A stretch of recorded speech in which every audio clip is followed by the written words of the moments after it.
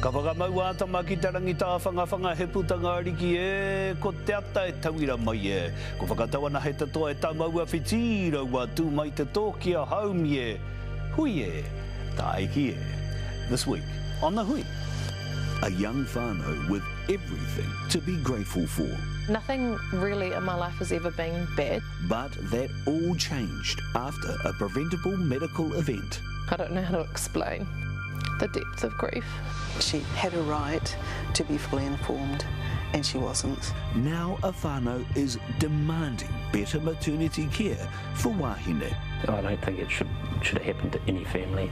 And how do we improve Māori health outcomes? If we're not focusing on equity for Māori, then we're going to miss the solution.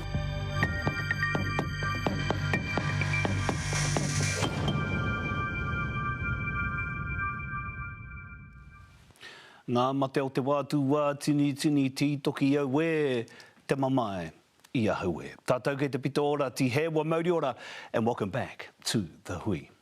Diana and Maui Tamati were living a happy whānau life with their daughter Luana in Turangi. But that was shattered after the arrival of their second daughter Aurora 2 years ago. A rare medical event changed their lives forever.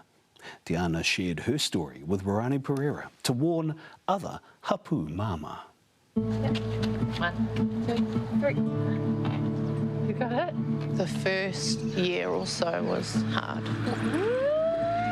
But I'm slowly seeing the light. How about we have a race?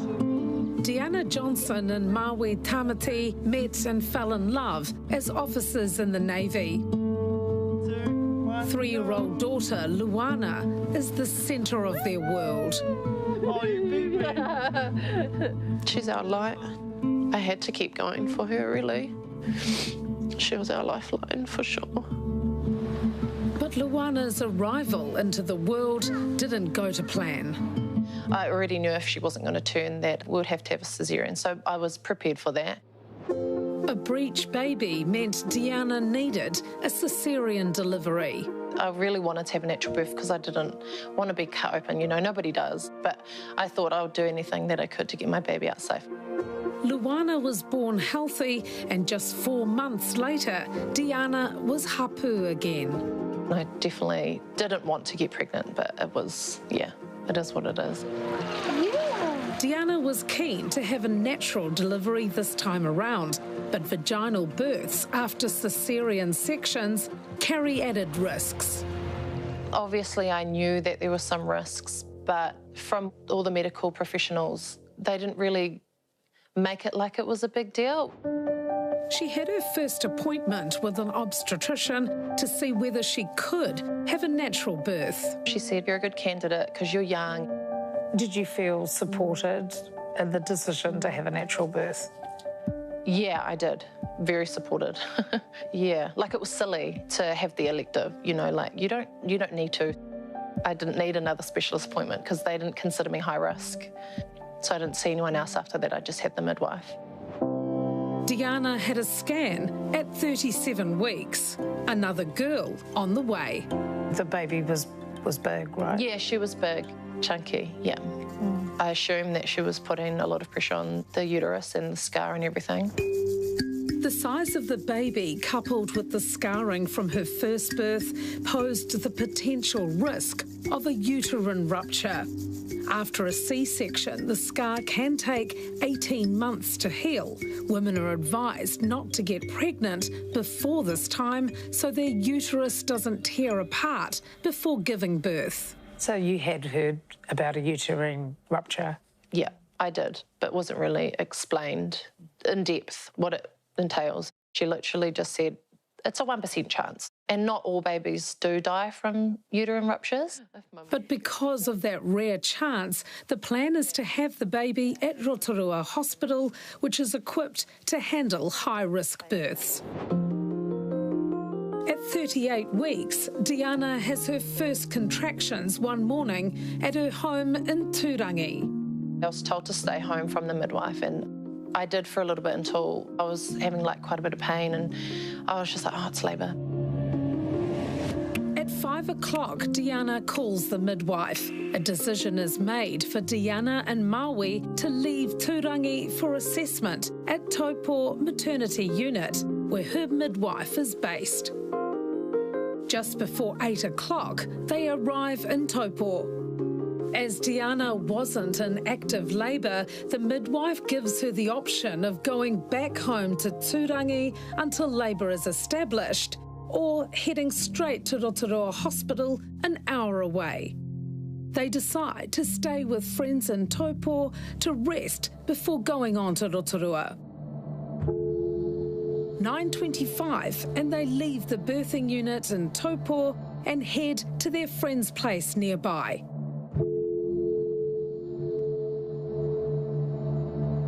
At 11:35, Maui calls their midwife to tell her Diana is in distress and can't make it to the car. It was a bit of a blur. I remember thinking, no, I can't do this anymore. It was so painful. I just wanted it to stop, and I didn't have any pain relief. And I said, is there anything I can take? It's excruciating. And I remember feeling faint. I just remember thinking, no, there's no way I can walk. I couldn't even move my arm. I was just in so much pain, yeah. I felt like I was being cut open with a knife. And I remember thinking, oh gosh, please can this not be labour? Because I thought, I'm not going to survive this labour if it's like this. The midwife tries to organise an ambulance, and at midnight she arrives at Diana's friend's house. It's just before 1 a.m. when St John arrive and take her back to Taupo Maternity Unit. The baby's heartbeat can't be heard.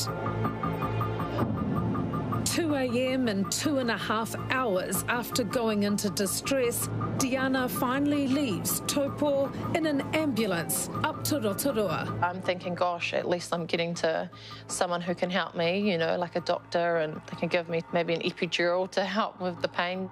Maybe I'll have a C-section and everything will be fine. A faster ride in a helicopter is called off due to weather conditions. I remember in the ambulance actually saying, come on, baby girl. We just have to make it. Just after 4 in the morning, they arrive at Rotorua Hospital. Diana is rushed into theatre for an emergency caesarean. Diana's uterine scar has ripped apart. The baby they had named Aurora is stillborn. I just went numb. I didn't really feel anything. It was lucky that you didn't go as well. Yeah. I wanted to, though.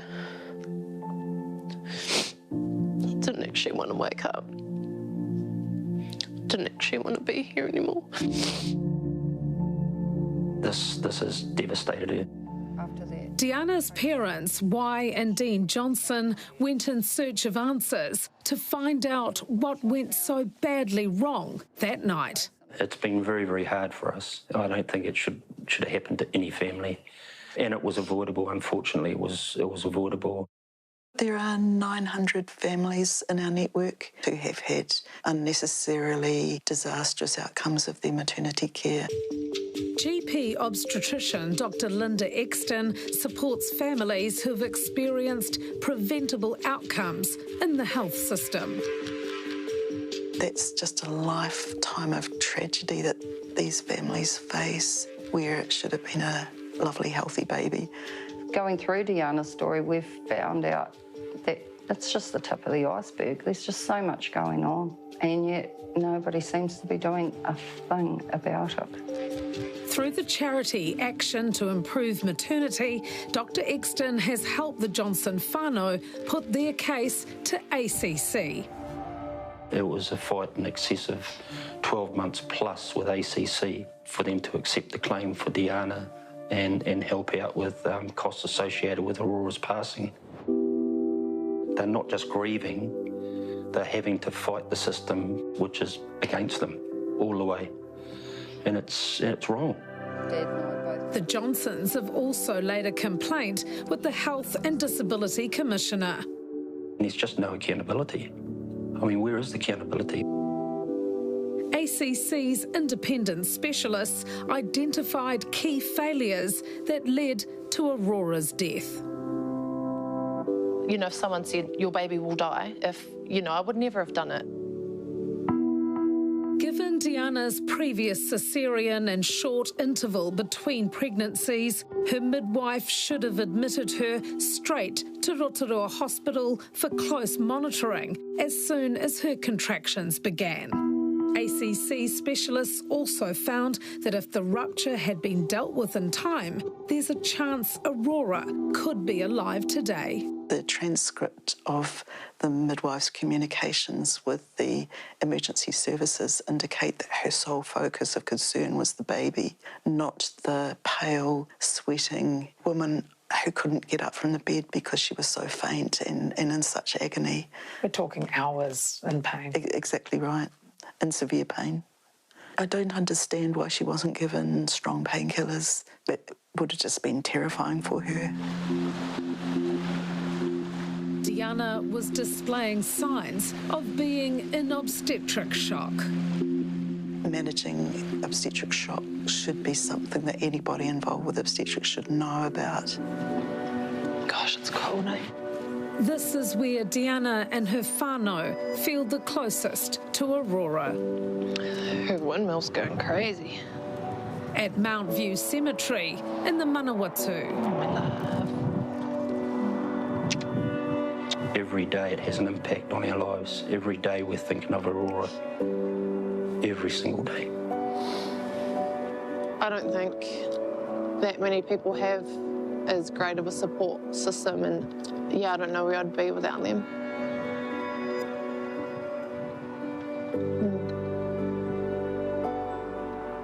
Probably not here.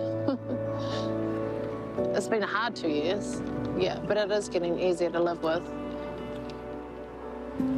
And now a new reason to keep going. I'm super grateful for the doctor for saving my womb, because then we wouldn't even have this opportunity. They're at the 13-week scan of their third baby. We're flickering of the heart beating just in there. They're taking no chances this time around. And this baby, you'll have to have it a little bit earlier. Yeah, 37 weeks. Yeah, elective C-section, yeah. They'll be having the baby at Waikato Hospital. We've found a good obstetrician and we really trust him, and he is also very empathetic and knows what I need to be able to get through it mentally. I think until the baby's in their arms, they'll be anxious because subsequent pregnancies are not without risk for her. It's been a roller coaster, but I'm just hoping and everything goes fine. I feel like I'm growing, like my puku's growing, so I feel like I'll be okay. Definitely some angels looking over us. Now, Diana has complained to the Health and Disability Commissioner. Te Whatuora Lakes District says it does not want to preempt the outcome of that HDC investigation. Since Aurora's death, it has changed its guidelines around having a natural birth after a caesarean delivery. The midwife no longer works for Lakes District, and she told the hui she can't comment due to privacy concerns. E tiwi haere ake nei he mātanga. E kimi ana I te aura ki te ora mo te iwi Māori, New Zealand's only Māori breast surgeon, on why breast cancer is so prevalent among wahine Māori.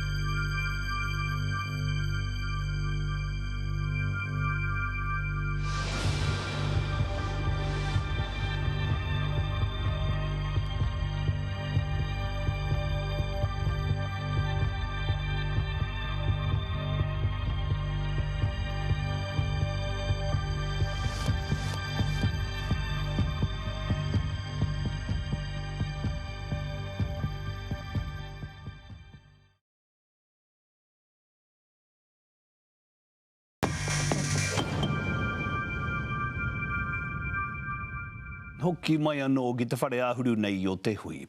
Recent high-profile cases have raised the question of just why breast cancer is so prevalent among Māori women. One breast cancer survivor is dedicating her life to the cause, and she's the only Māori breast cancer surgeon. I caught up with Dr. Maxine Ronald of Ngāpuhi and Ngāti Wai at the Breast Cancer Clinic in Whangarei Hospital. E te tākata tēnā koe. Thank you very much for your time and for talking to us. You've been awarded $300,000 to boost breast cancer research. Why do you think there is such a stark difference in survival rates between wahine Māori and non-Māori women with breast cancer? I think it's complex, it's multifactorial why Māori have worse outcomes than non-Māori. We have a higher incidence, but that's not necessarily related to genetic factors. We're not genetically predisposed to do worse from breast cancer. So we know lots about the breast cancer pathway for Māori already, and we know lots about what we could do. Some of the issues is implementing that. So for example, we know that if Māori women are diagnosed through the breast screening program, they will do as well as non-Māori women who are diagnosed through the breast cancer program. And that's partly to do with early detection, but also because the breast cancer program has a really tight kind of protocols and things around the timeliness of investigations and treatment. If women are diagnosed through what we call the symptomatic pathway, so they detect a breast lump, those kind of processes don't exist. And so what we see for women who are diagnosed through that pathway is that the equity really kind of gap really starts to widen. That's where there's been change. Yeah. Why is that the case, do you think? A lot of it is to do with stage of presentation. Okay, so the earlier breast cancer is detected, the better people do. And I think that's a really important message, is that breast cancer is very common. 1 in 9 women will get breast cancer, but it's very treatable and very curable if we can detect it early enough. And so that's a really important message for wahine and for whānau to understand. The later it's detected, the harder it is to manage, yeah. So one of those reasons is late detection. That's why enrolment and engagement in the breast screening program and self-examinations and all of those kind of things are really important. But then there's all these system factors which kind of compound all of that. So I want to talk about the system factors. What are the system factors that are inhibiting a rate of success and therefore declining the rate of death by breast cancer for Māori women? Some of them are to do with timeliness. So we know that Māori women are less likely to receive their surgery in the same time frame as non-Māori women. And that kind of seems hard to understand, but there's a whole lot of stuff that kind of goes along with kind of institutional racism, you know, all those kind of systemic barriers that even once people are in the pathway, that kind of pathway is delayed and prolonged. Why is that such a factor? Because I'm sure you would have heard the counter-arguments from people about this as well. Why is this such an issue, Doctor? So it's an issue because, like, when you look at, say, bowel cancer, for example, we know that you can account for about 2/3 of the reasons why Māori might be delayed through or have worse outcomes. And then there's like about 1/3 where it's hard to explain, and a lot of that is to do with access. And when you talk to Māori about their experiences of the system, and they talk about their experiences of racism and difficulty accessing services from a multitude of reasons, then that tells us what we need to know about how the system functions for Māori. And are we talking about just experience, or are we also talking about treatment and the process of treatment as well? Well, there's also evidence that Māori are less likely to receive the same quality of treatment as non-Māori. And when we talk about quality, we're talking about timeliness to treatment, but also the treatment that they're offered. That may be surgery, but then there's other treatment as well, like chemotherapy and radiotherapy. And so how much of that Māori get compared to non-Māori is important, yeah. So when a government says that they want, for example, in this particular situation, they want to treat all New Zealanders equally, part of which I think the general public probably thinks, yeah, that sounds about right to me. Equal access, equal opportunity, equal treatment. That is not the same thing that you are talking about. What do you say to the argument to people who would agree with the government and say equal access and equal opportunity should therefore get the same kind of outcome? I mean, it sounds lovely. At the heart of that, it's when people conflate different treatment with special treatment. And it's not the same because people start at different points. And, you know, we're talking about Māori, but we could equally be talking about tangata whaikaha with people with disabilities. We could be talking about people in rural settings. And so for people to have the same outcome, different people will need different interventions. And it's not special treatment, it's just what is required for this person here to have the same outcome as this person over here, or to have, you know, the optimal health outcome. Do you have any concerns? For example, the New Zealand Health Strategy talked about achieving a shift in thinking, previously focused on to achieve health equity, now talks more about access. Y2575 recommendations in response from the Crown doesn't talk about equity, again talks about access. Do you have any particular concerns when the government does a subtle shift and change in language, the likes of which we are seeing now? I think it's really dangerous. Why is that? Because it's diluting the principles of Te Tiriti, it's diluting the contract that this country was founded on, but also I think really critically it misses the solution. So the solution to Māori health inequities lies within Māori communities. There's so much knowledge within our communities, and that's a real skill in an area of expertise. We know that in Te Kaha, that's a nearly 90% Māori community, they had only a 45% breast screen coverage, but they got into their communities, they asked them why that was happening and implemented what the communities recommended. They got their breast screening coverage up to 98%. So that's huge, and so we really need to value that. But if we're diluting the message down, if we're not focusing on equity for Māori, then we're going to miss the solution. Should more community groups, should iwi be diving more into this space, do you think? Or will this potentially be something you might look at as a part of the reason? I think it's essential. We already know that communities where we're able to empower our Māori health providers to get in and really reach out into communities to encourage whānau to engage with health services, they do really well because they've already got that trust there, and they can make the calls, they can go and ring people up, they know where someone's going to be. So that's really key, but that has to be resourced. We've got to really make a transformational change. You mentioned the treaty earlier, and again there'll be audience members who will sit there going, here we go again, we're talking about the treaty. Why is that so important? It's because our tupuna had an imagination. They had a vision for us, and they signed the Te Tiriti based on their aspirations for us, their mokopuna. And the Crown is not keeping up their side of that contract, which essentially allowed settlers to come to New Zealand.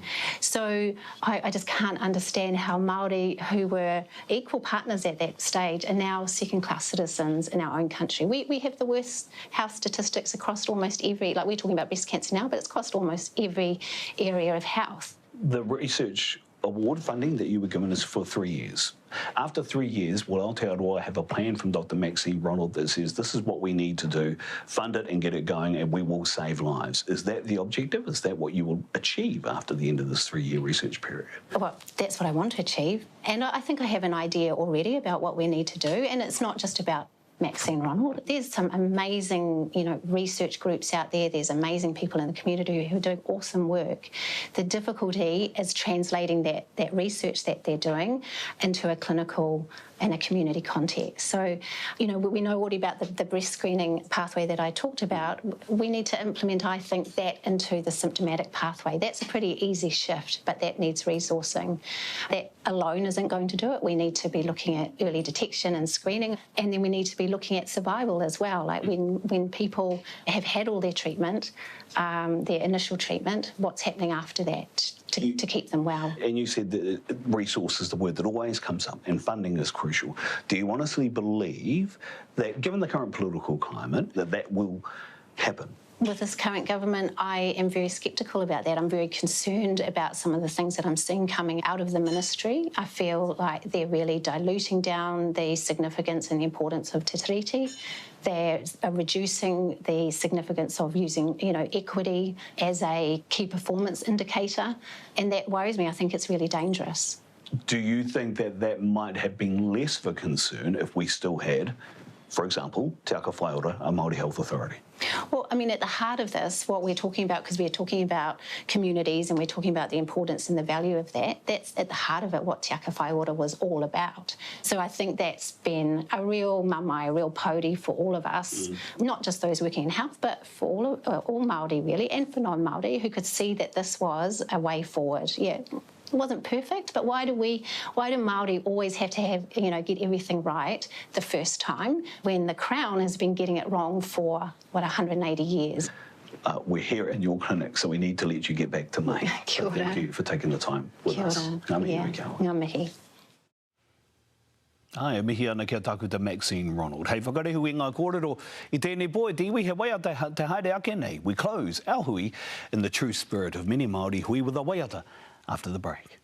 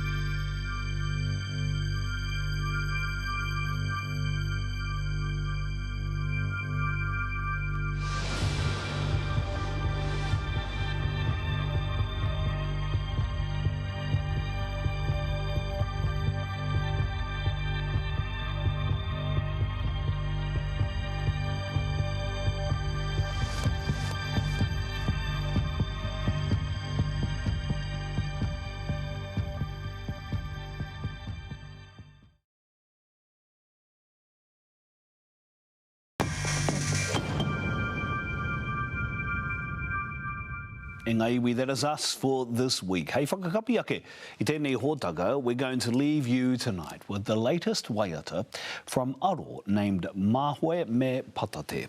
It's from their album He Rākau He Ngāngara. Join us next week for more from the hui. Kia mau, ki te tūranga, o tapatapua te haumi e, hui e, tā iki e. Sometimes I cannot see the forest.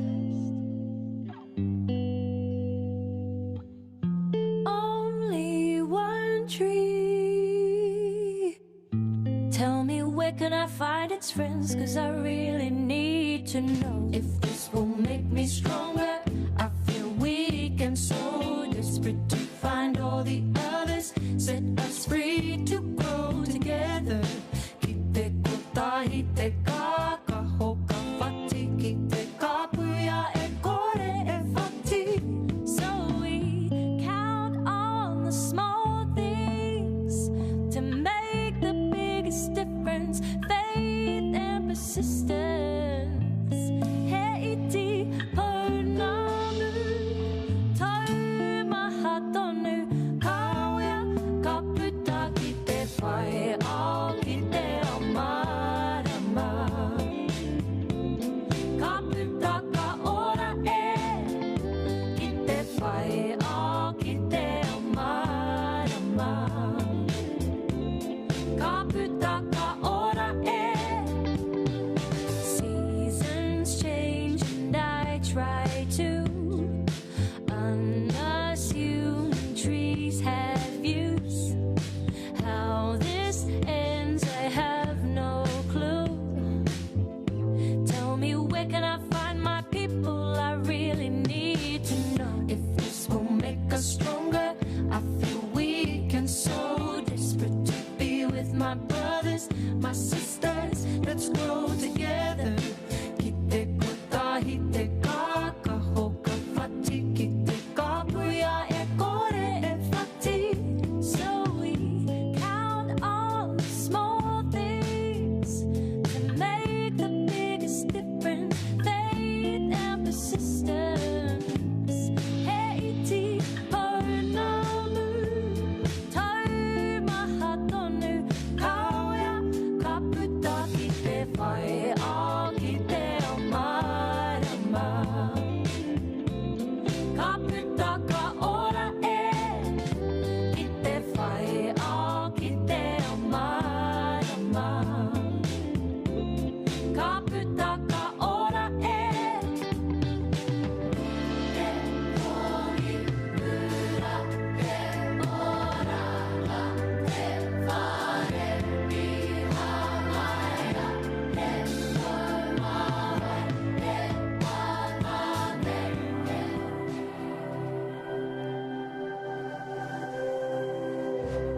Te reo, te take.